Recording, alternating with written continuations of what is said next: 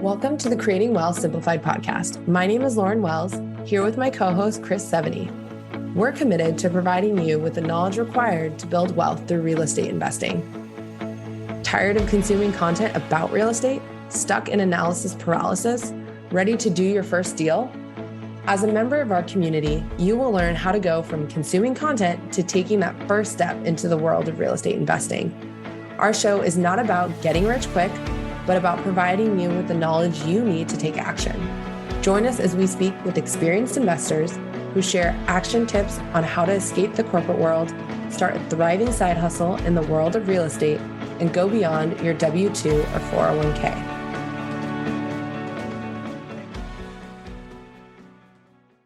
Welcome to the Creating Wealth Simplified podcast, where each week we bring you education and information that will help you take your next step in building wealth through real estate. I'm Chris Seveny, and today, along with my co-host Lauren Wells, we're joined by Dean Rogers. For those who don't know, Dean began his career in the NFL with the Chargers, and then he soon realized after he kept playing with his health at stake, he started getting involved in real estate right around the same time I did, around 2013, out in California. Since that time, he has built a successful wholesale business as well as fix and flip business, where he now has a portfolio in the tens of millions. He's a person like ourselves who's very passionate about real estate and helping others learn how to build wealth through freedom. So, Lauren, Dean, how are you two doing today? Awesome. Yeah, I'm doing well. We finally are cooling off here in California, at least where I'm I know. The heat wave, we were all just panicking with all this heat we had. Yeah, we don't do anything above like 75 with a light breeze. So I'm excited. I got sweater weather, we're good. Here on the East Coast, you'll wake up, it's about 50 to 55, and then it'll creep up to about 75, 80 during the day. So you kind of get the brisk mornings and then, afternoons with t-shirt weather. So nice. So we wanted to talk to you today, Dean. We got several topics for the people who are listening, but we really want to touch upon, the story of Dean and how he built his successful real estate business, because as some people may assume, Dean in his career was around some high net worth people, but that's not how he built his career. He built it outside of that, which all the props and respect to you. We'll talk about his business, also talk a little bit about his getting private lending and some differences between private lending and hard money lending as well, because there is a difference, which a lot of people ask and have asked us. And the explanation I heard from Dean was one that I wanted to steal, to be honest.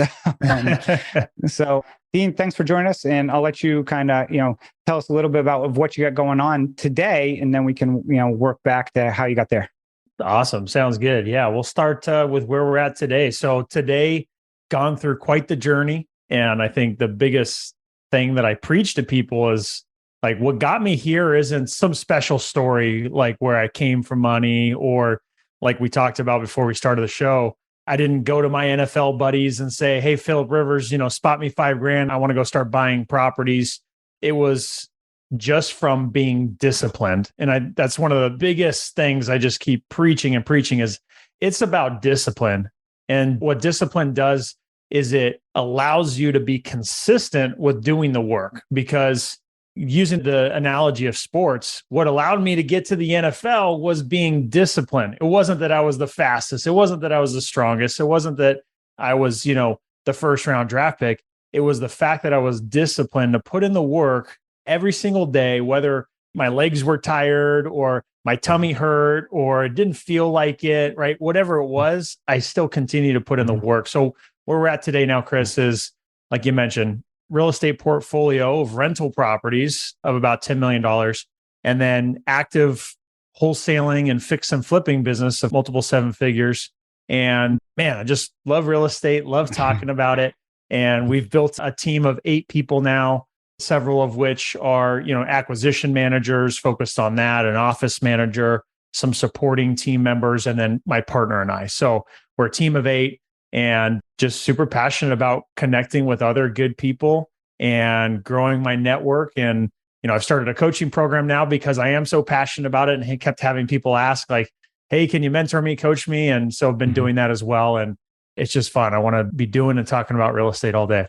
So did you always have that passion for real estate, or, is when you're younger, or did you have, when did that itch come from? Yeah. Yeah. What's your aha moment? That's what I call it. Well, the aha moment was when I was done playing football, just to touch on the past a little bit. And I started working in the corporate world, right? Hung up the cleats, started the corporate world, and went from a 7-figure contract to now a $65,000 salary, right? I was started all over, started from scratch. And so for me, working in that for a year, I realized, like, you know what? This is easy. I remember just like spinning in my chair, like, wow, I get to sit at a desk and like slap this keyboard around. This is the easiest job I've ever had. I'm used to working away for, hours on end, putting in the hardest physical labor I could possibly do. And so I thought it was so easy, and I worked my butt off. That's what I always did best. And at the end of the year, they're like, great work, man. You're so good. We're going to give you a big salary increase of $2,000. You're now at $67,000. And I was like, oh my God, this is getting me nowhere fast. And just had my gut dropped, like, oh my God, like that's it. That's all I got. Oh man. So I got on Google and searched how to get started in real estate. And what year was this? Just to like put this into context. This is 2000, probably late 2012, before 2013. This is like December 2012. Okay. Just Roughly got done how with old were you football at the time? Gosh, what was I? I had to have been 25 or so. Okay. So did that good old Google search and found a free podcast, Sean Terry's Flip to Freedom podcast. And I was like, in an unhealthy way, so obsessed. I was like, oh my God, this is it. This is what I need. Oh man, where's this been? And so I got started from there. And that was the aha moment. I did my first deal within 3 months of just taking massive action every single day and just consistently doing it. And that was the eye opener for me there. So one question I had is, you harped upon early on the commitment and the consistency. And I think that is something that's always required for anyone to continued success. A lot of times people ask me, what does that look like when you say you want to maintain consistency or you want to be passionate about it and stay on that course? For your business, when you're getting started, to grow that business, because I'm guessing you didn't go from zero to, multi-millions overnight. I'm sure there's a time that we can talk about. But when you started out, when you talk about, being consistent and obsessed, what were you doing? Yeah, that's literally what I was just going to ask is, like, you said you woke up every day and took massive action. I'm like, great. What was that action? Because I feel like people are always, that's something I always would ask. Like, what does that mean? What does that look like?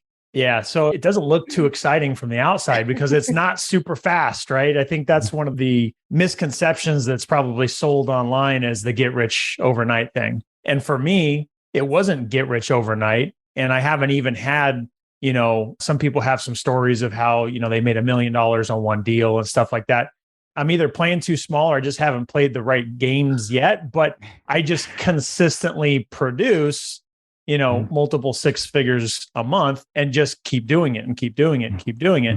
And so that's me. I'm Mr. Consistent. I think what it looks like when you're just getting started, and even when you got all the wheels turning, is it's not like I had the Rocky Balboa music playing and I woke up and I ran, down the street and there was a property over there and like, I want that one. And I bought it. Like, this is not really how it works, So for me, it was, okay, well, I'm going to listen to this podcast today and I'm going to continue to learn and be really intentional about learning, because I could just casually listen to it and not really be that focused. But I remember before I did my first deal, that first 3 months, I remember waking up at 2 a.m. because I wanted to re-listen to the podcast episode that talked about filling out the contract. Like, how exciting is that?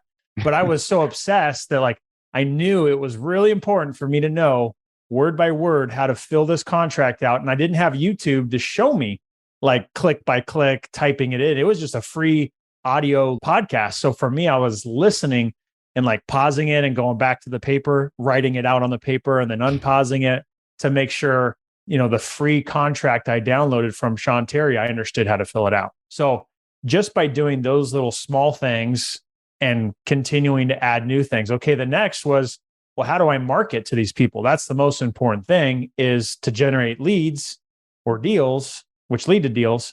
I could either find them on the MLS or like multiple handfuls of other ways to find deals. And I wanted to do it the way Sean was doing it because I didn't want to reinvent the wheel. I didn't want to have to go to listen to somebody else on how they were doing it. I want to know how Sean's doing it because he's awesome, right? So I just followed what he was doing, and he was doing direct mail. Okay, well, I need to learn how to do direct mail. So he walked me through how to go to listsource.com. Click by click, I'm doing the same thing. I'm in the internet and I'm pausing it, and then I'm clicking on the thing and going to the next step. And it was just continuing to do that and adding new layers to it and then doing it, right? Now I sent out the mail pieces. I scrounged up some money. All right, I'm putting this towards marketing. Let's hope it works. And what do you know? Calls started coming in. And I answered my phone, right? That's the next step, answer your phone.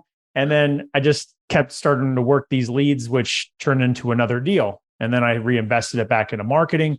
So it was just building on itself. And it wasn't this big, massive, oh, I just bought 5 properties within my first month, but it was just being consistent about continuing to learn and continuing to do the small things which lead to deals.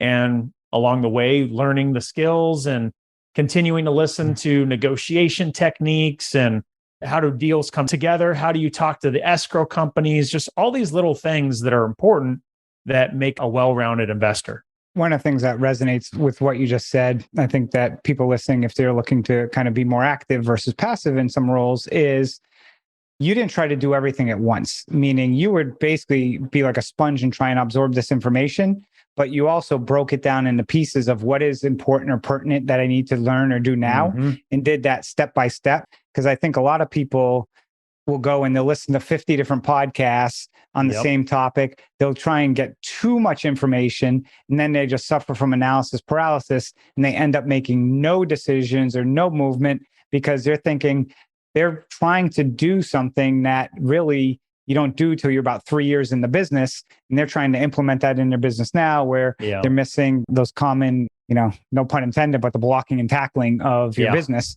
is what you really need to focus on. That's exactly right. Yeah. I can't preach enough. And there's lots of other different investment strategies, right? But if you're looking to go buy an investment property that you're either going to wholesale or fix and flip or keep as a rental, the first and foremost thing you need to do is learn how to get a deal, right? How do you actually get a deal? How do you attract leads towards you? And there's, of course, multiple strategies there. So it's just getting focused around that. Yeah. So what was your first deal? Yeah. So my first deal was actually following one of the episodes Sean Terry had was about how you could find pre-foreclosure houses on HUDHomestore.com. And these were FHA loans that were going into foreclosure. They had their own special website, HUDHomestore.com, where the government was involved in these loans, Freddie, Fannie Mae loans. And they would first auction them off within the first 30 days to owner occupants or nonprofits. Okay. And these weren't at the courthouse steps. These were on their own online auction. After 30 days, investors could place bids on these houses. So I'd go into the website and do the filter for, the investor, and then just look at the properties and bid on them, just like Sean Terry told me to. And I even listened to him so specifically that I was even bidding on houses that were in his market in Phoenix, which were the same properties he was bidding on. So that's how literal and specific I listened to him. And lo and behold, I followed it. I got the first property under contract. I started looking for buyers on Craigslist to wholesale the property, and wasn't finding someone, quick enough. And so I got clever and I went to Sean Terry's website because he talked about it on his podcast. And I went and filled out the form like I was the seller with the property information. And then his acquisition guy called me. And so then I told him what was up, and he's like, oh yeah, I'll put you in touch with Sean. He'll get this taken care of. So he gave, Sean my number, and Sean called me. Sean Terry's calling me.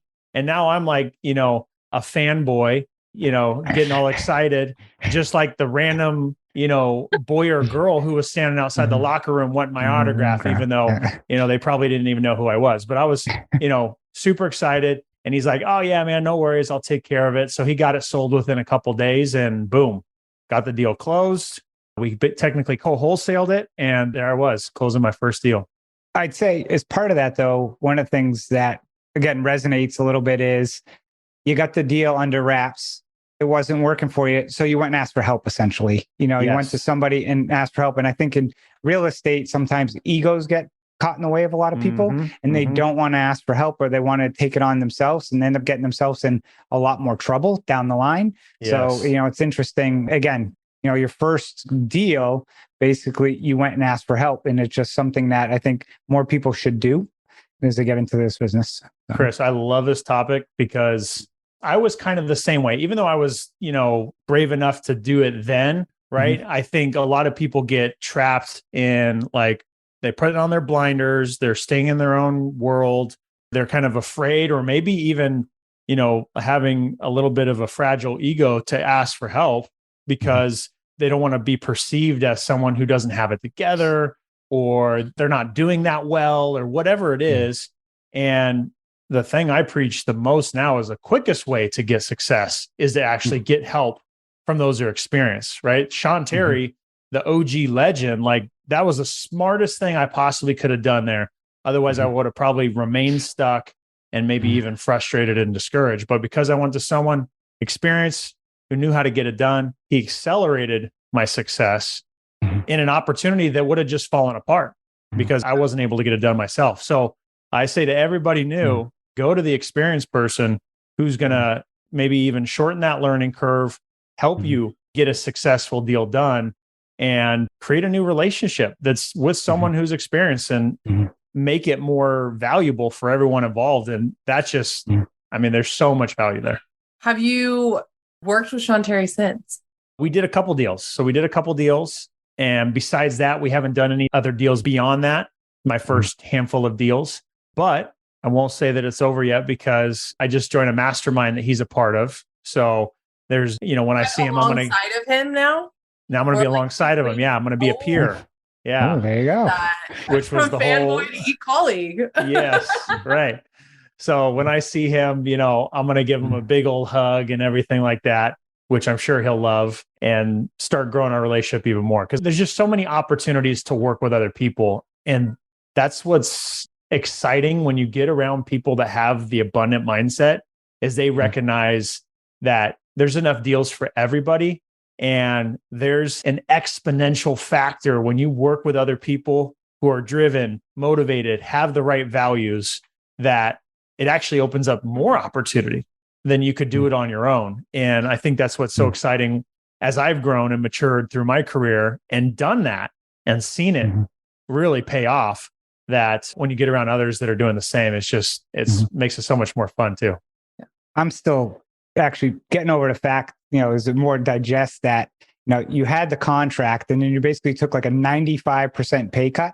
And now you're in a much better place, a decade later, but to go from where you were, salary wise all the way down and then have the consistency to grow. Because I think one of the misconceptions is, not everybody who plays a professional sport is making, tens of millions of dollars, the highest people do, but the average salaries is much lower. And then when you get back into that corporate world, it can be, extremely challenging.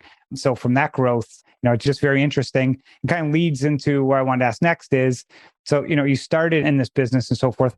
How long did it take before you thought, oh, this is taking off, or it started to take off? Yeah, it took a couple of years. Everyone's got a different path.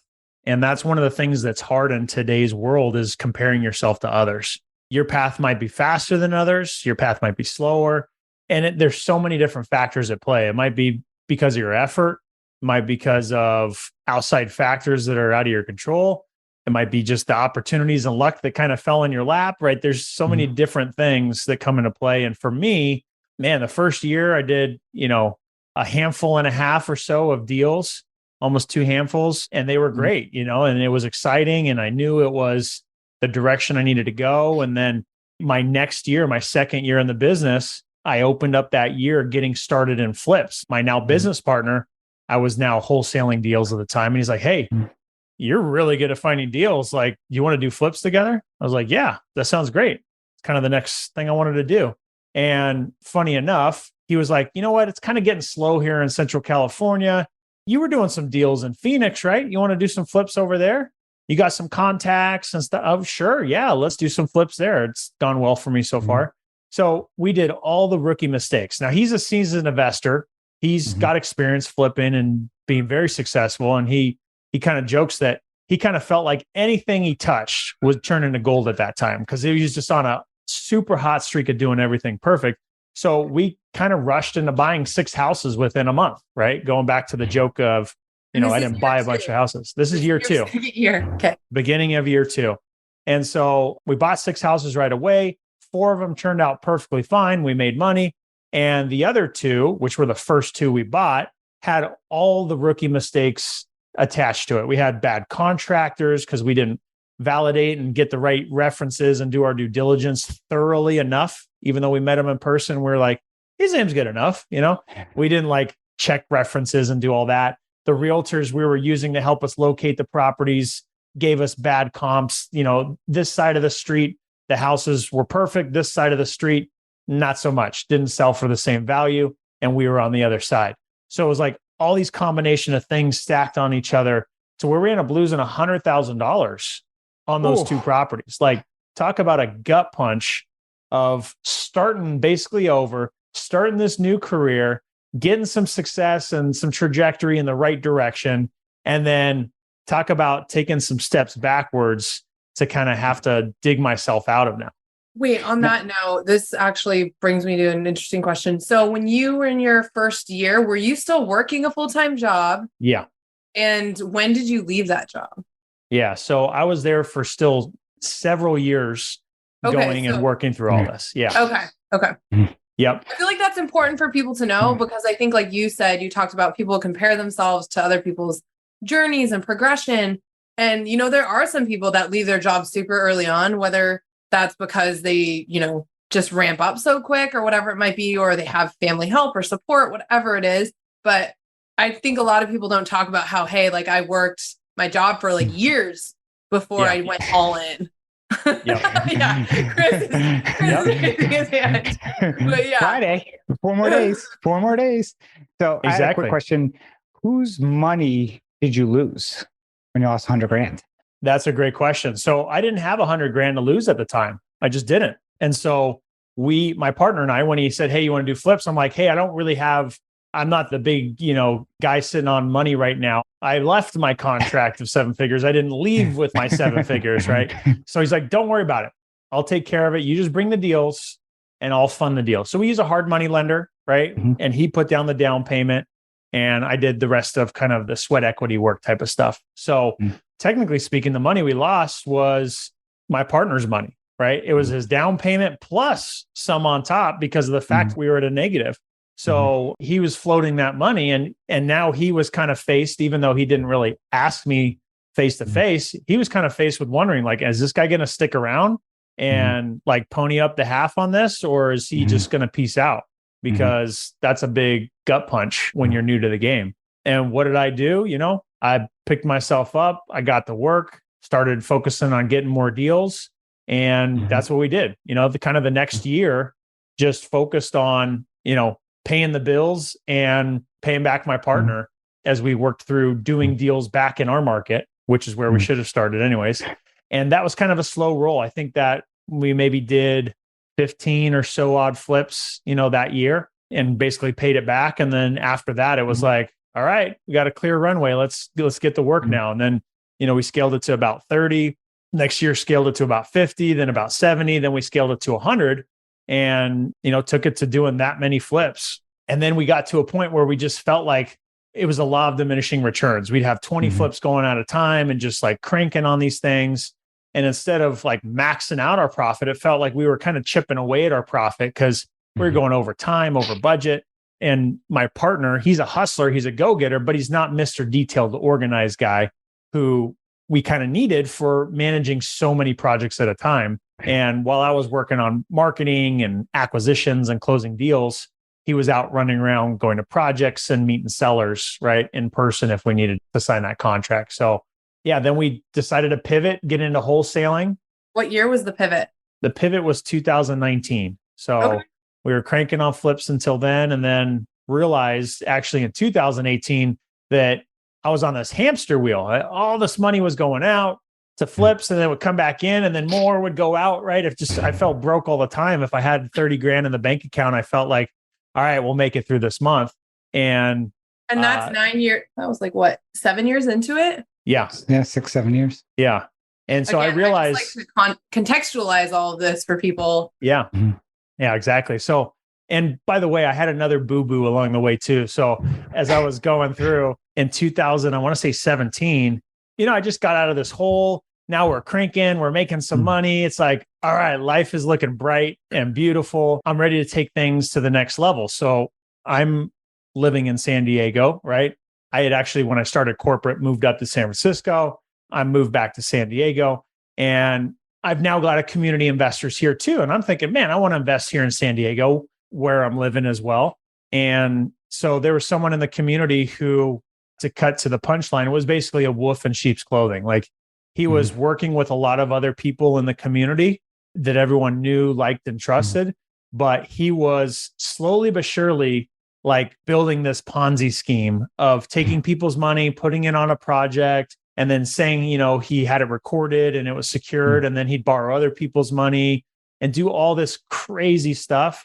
And it ended up blowing up soon after he asked me to come in on a project. Hey, I got this new construction deal and it's ready to go. Like, as soon as you buy into this deal, I'm going to develop the one right next door and we'll build this together, basically hand in hand.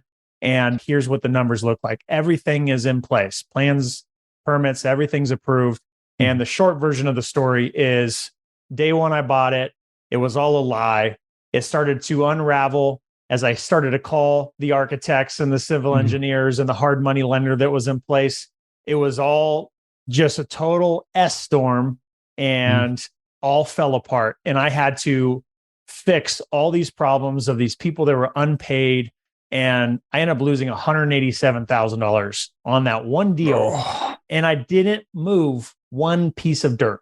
Imagine buying a piece of dirt to do a project, working on all these disasters, right, for about a year, and then coming out of it on the other side, losing 187. Like, it was just gut wrenching and so painful. And the biggest lesson I preach to everybody that hears me tell the story is, all it would have taken is one more phone call. I would have called the civil engineer. Hey, are these plans proved and ready to go? I've told these things in front of me are accurate. Is that true? I would have called the hard money lender, which I actually knew and had the cell phone to one of the main people. Hey, you're cool with me coming in on this deal, right? I was told this is the green light. No, actually, no, this is not a good deal. This is falling apart. Oh, that would have saved me a lot of pain. So just that one extra phone call, but I had to learn the lesson, I guess. God said, hey, this is a lesson you need to learn. And this is the time for you to learn it right before your firstborn child. And so here you go. And so I went through that. And then in 2018, the light bulb went off. I'm on this hamster wheel and I'm not building wealth. I'm earning money. I'm making a good living, but I'm not really creating wealth. The wealth that I wanted to create by being in the NFL and buying houses for my family and having generational wealth, like the dreams that I had, I need to buy rental properties. Like, that's what's going to get me there. So some of the flips we already had were like, okay, this one, that one, these are going to be rentals now. And then we started. So the first year in 2018, we bought 18 rentals and then just started buying from there. And now we're, at 60 rentals, and anything else that makes sense, we'll, add it to the portfolio. But that light bulb moment went off. And then, as I mentioned, 2019, we realized we're really good at finding deals, but not good at doing too many flips. So let's wholesale, buy rentals, and then some easy flips here and there. And that's been the magic kind of recipe for us ever since. Have you changed? And I'm sure I know the answer to this, but have you changed your kind of, obviously with COVID, real estate saw a crazy boom. With where we're at now, how's that changed since 2019? Yeah. So 2019, we actually, started doing the wholesaling and building more relationships with buyers and doing all that kind of stuff that you need to do when you're wholesaling properties. And then in 2020, had the great idea, you know what? People know us. They know we're doing deals, but I don't feel like they know us like on a deep personal level. Let's start a meetup. This will be the thing that we need to do. Is we need to start a meetup, an in-person meetup, February 14th or whatever it is. It wasn't Valentine's Day, February, whatever. In a month. is our first in-person meetup. Got Boom. one at least. We had 100 people show up, great turnout. And okay, we're on to something. This is going to be what's going to help us deepen relationships in our community and open up these new doors. Abundance mindset, right? And then the second meetup is scheduled and planned for March, and it's shut down. Like I'm about to get on my flight in a couple of days and the news drops, right? So I realized, okay. Were these meetups up in Central California? Yep. Mhm. So I'm thinking to myself, well, how the heck are we going to like continue connecting with people, right? And a lot of people were obviously driven to the internet and looking for information and more podcasts and stuff. So I continued to do some virtual meetups and would have great turnouts, and that was going well. But it still wasn't like developing into I want relationships where I'm making an impact and someone's making an impact on me. Like I want to do deals with people, right? I want to kind of open this up and do more deals. So I guess I got clever at the time and started posting about the stuff we were doing and providing just social proof. Like, hey guys, look at these deals we're doing. Hey, I found this deal this way. Hey, this was a tough deal. We started, we had to negotiate it like this, and this problem came up, and just started sharing stories and also sharing success. Like, hey, look at this deal we closed. We just got this wire for 20,000 or whatever it was. And, people started taking notice and getting kind of excited about it. And then it developed into the idea of, well, guys, if you guys need help with deals, let us know how we can help. If you have a qualified lead and you need help with negotiating with the seller or going on the appointment or, just making contact with them, getting it under contract, selling it to a buyer for top dollar, handling the whole escrow process, we'll literally help you with anything.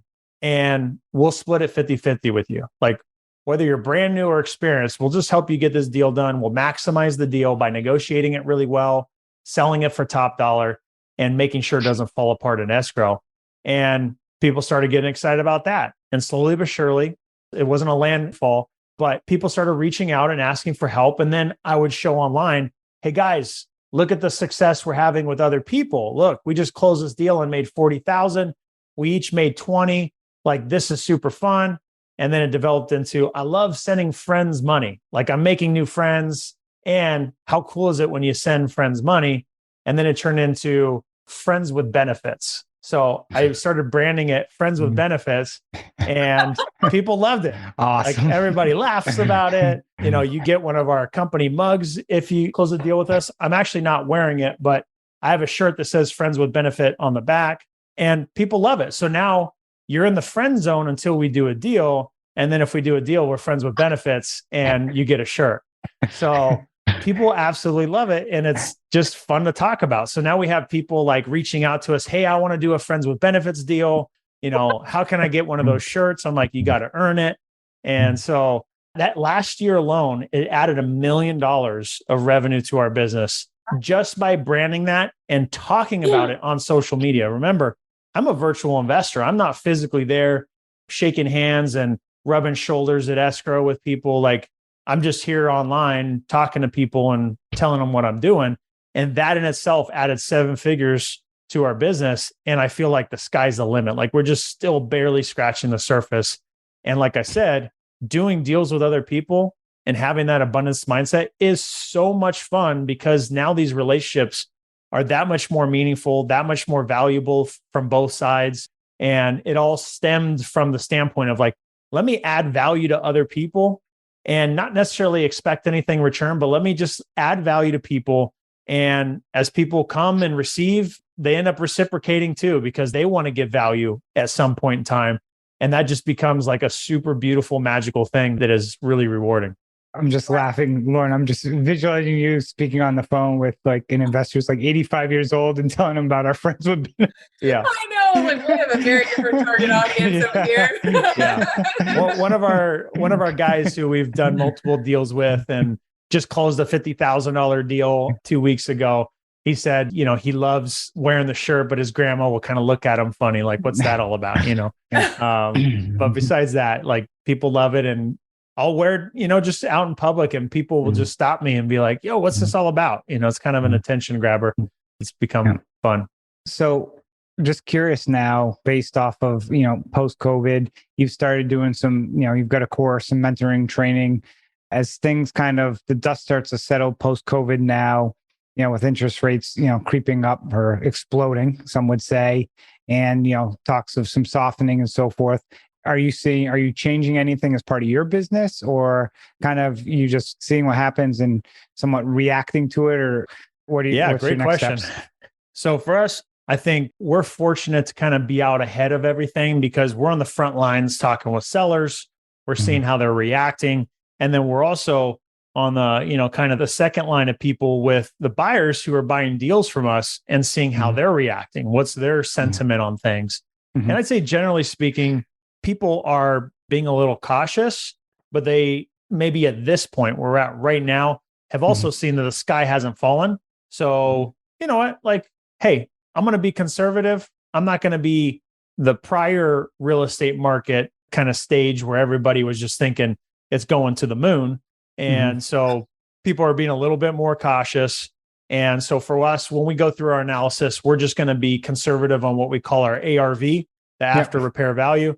And so if the property was worth 300,000 based on the comps, maybe we'll say it's 275 and we'll just be very conservative and just keep it at that. And if people are looking at the same numbers as us, they'll probably feel comfortable and confident on the numbers. And so we've been able to sell our properties.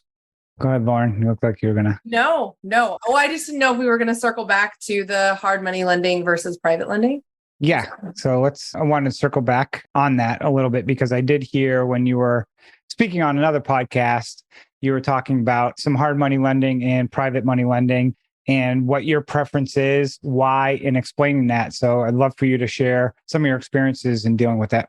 Yeah. So I've done it both ways, both hard money and private money. Certainly done much more private money in like the hundreds of transactions. Whereas on hard money, I've done, maybe a couple dozen. And so the biggest differences when it comes to hard money and private money is first and foremost, hard money.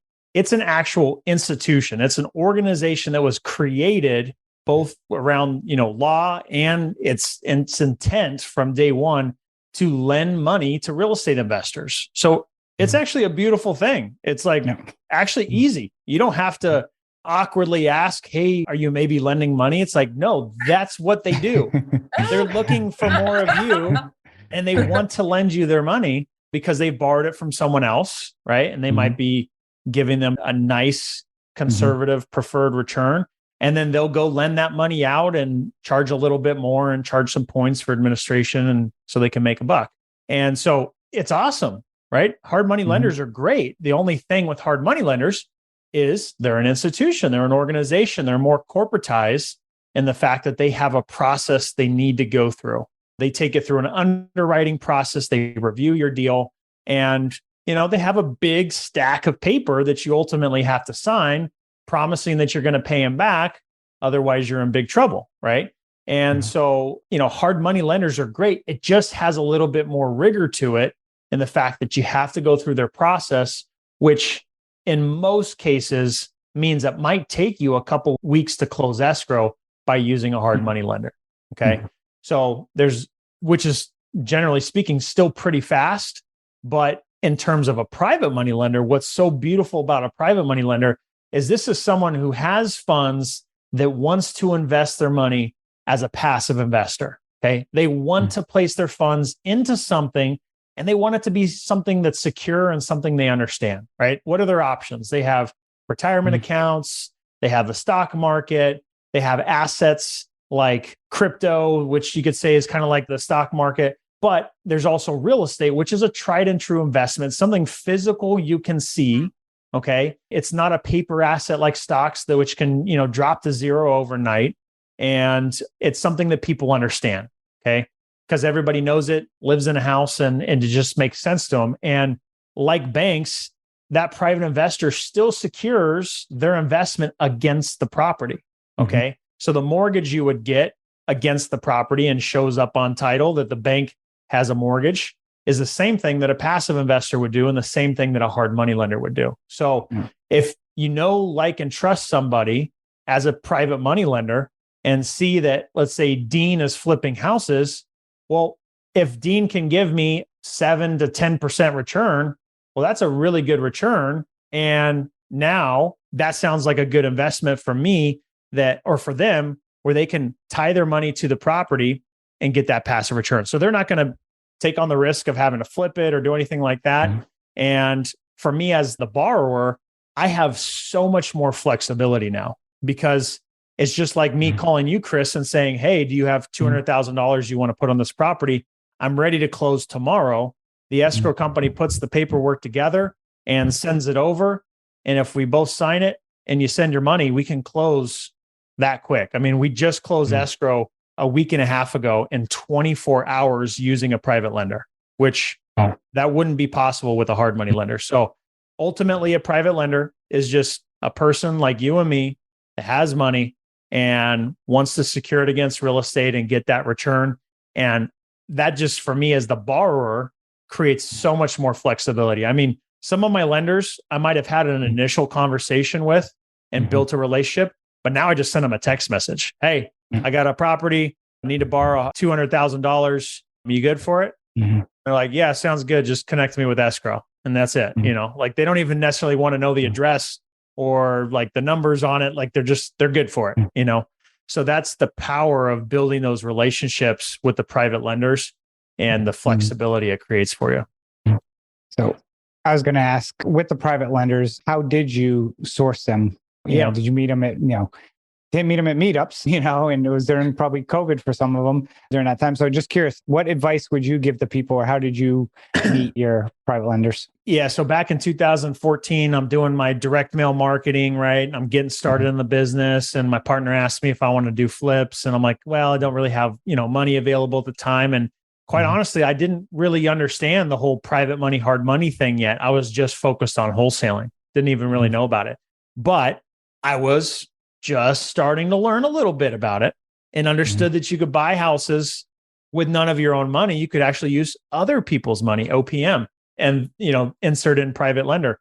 And so I had been sending marketing out and had one of my leads call me and say, hey, I don't want to sell my house at 123 Main Street, but I've got $3 million in the bank. What could you do for me on that? So, well, I could give you a 10% annualized return. He's like, great. When can we meet? I'd love to meet at one of your properties. I said, cool. Let's get together like this Thursday. He said, by the way, is it cool if I bring one of my friends? He's got more money than me too. I said, that sounds great to me. You guys both come on over. We'll meet you there. So, he had millions of dollars in the bank. His friend had millions of more dollars in the bank. And they were just good old boys in town who were experienced and seasoned investors who were wanting to do passive investments at this point. And years later, we did hundreds of deals with just them. We didn't really need other private lenders. There was maybe, a handful of other private lenders that we would sprinkle in here and there as we developed relationships and wanted to get their money working and build that relationship. But man, there was hundreds of deals we did just with those initial two guys.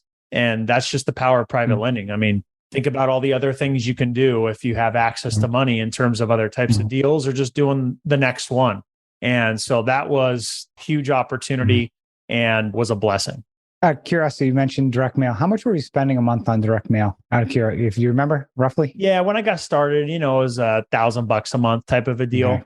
And now, we'll spend $10,000 plus dollars a month. It's certainly changed. If I knew what I knew now back then, I probably would have been spending $10,000 a month on direct mail when it wasn't as, competitive and not as many people were doing it, because it probably would have been, that much more lucrative. But at the time, the budget we had, that's what we were doing, and, worked great. Yeah, that's a common question I see a lot of people ask. Now that do in our business a little different with the mortgage notes. We basically, people go out to private lenders looking, hey, you looking to sell the loan you're holding, to cash it out for something else. And some question, and I usually tell people, you got to spend thousands, because some people will try and start with a low budget of a few $100. And unfortunately, it's probably not going to get you very far in that, because it's really something where you got to cast a wide net. So that's why I was curious. Absolutely. Cool. Lauren, final thoughts as we wrap up this episode? I don't have any. I mean, I think it was really good to hear and see you kind of map out how you started, how you're working your job still, just that progression. Again, I feel like the transparency is really good for a lot of people to see, especially today when people are thinking, especially, I don't know if you're on TikTok or any of the other social media channels, but you see these people who are like, oh yeah, like I made this much overnight. And that's great. That's probably, maybe that's their story, but that's probably the rarer of cases. So it's good to see, and kind of see the other side of it. Yeah. I try to keep it real because people, they see all the flashy stuff online and, oh, this person, got rich so fast, or they've been just getting richer and richer. They're so stinking rich. And most people, especially ones that are like pushing hard and trying to get to those next levels, make mistakes, right? And they get knocked down and get hurt really bad. I mean, usually when I go around and tell my story of how I lost, $187,000, there's plenty of people that are like, oh, like sick to the stomach. But occasionally there'll be a person like, I lost $1 million, and I'm like, okay, you took the cake, you win, So there's all sorts of different stories and different experiences, but everyone's got their own path, their own journey. But if you just stay consistent and just work your butt off, you'll definitely have breakthroughs, and you can and will have success. But most people, like you've probably seen those memes where someone's digging for gold and they give up. Oh, it doesn't work for me. And they're walking away when gold's just right there on the other side. And so you just got to stick with it. Yeah. My concern has been the last few years has been good for pretty much anybody in real estate. Yeah. And now that I think times are going to get a little more challenging, I think people have found, oh, this is easy. And the moment somebody thinks real estate is easy is when, sometimes you're going to be a little more, got to be careful, because when I'm on Bigger Pockets a lot and so forth, and reading some of the things people do on there and some of the things they are doing, having, my career has been in real estate for 25 plus years. I kind of shriek a little bit on some of the things I see people doing, or some of the things people are paying over the last year, especially on, I'll say short-term rentals. I think is probably the one that I think is, the scariest for me. And hopefully people, again, make it through at the end of the day, but just as quickly as you can earn it, you can lose it, unfortunately, as well. So true. So true. Yeah. Dean, any final thoughts as we wrap up this episode? No, I just appreciate you guys having me on. Like I said, love real estate and passionate to talk about it. So for anybody that's on the fence, whether they want to do it or they're just trying to figure out that next breakthrough, usually it starts with reaching out and connecting with other people, right? So that you can either get the motivation or find that answer to have that breakthrough and get that first deal, or to take things to the next level. So the answers are out there and the right people are out there. So find relationships and build connections with other good people in your market, and you'll see things take off. I think that's like a key thing that I've heard from almost everyone we've interviewed or spoken to, is like, find someone to talk to, find someone who does what you want to be doing, and like reach out to them. So it's just so interesting that comes up from no matter who we speak to, whatever industry they're in, that keeps coming up. So I think that's great advice. And if people want to reach out to you, what's the best way for them to reach out? Yeah. So you can either go to deanrogers.com and click the tab at top that says connect. You'll see all my social media stuff on there. So, Dean Rogers Real Estate for Instagram, or youtube.com/Dean Rogers. But deanrogers.com will have all the stuff for you if you want to connect with me. And please reach out, get connected with me. This game is all about relationships. So it could be just one conversation that sparks something that gives you that idea, or again, opens up that new door. So you got to reach out. Cool. Lauren, I'll let you wrap it up. Oh, okay. Thanks everybody for joining us today on this episode of Creating Wealth Simplified. If you like the show, subscribe, share it with a friend, or leave us a review. Thanks everybody. Thank you. Take care.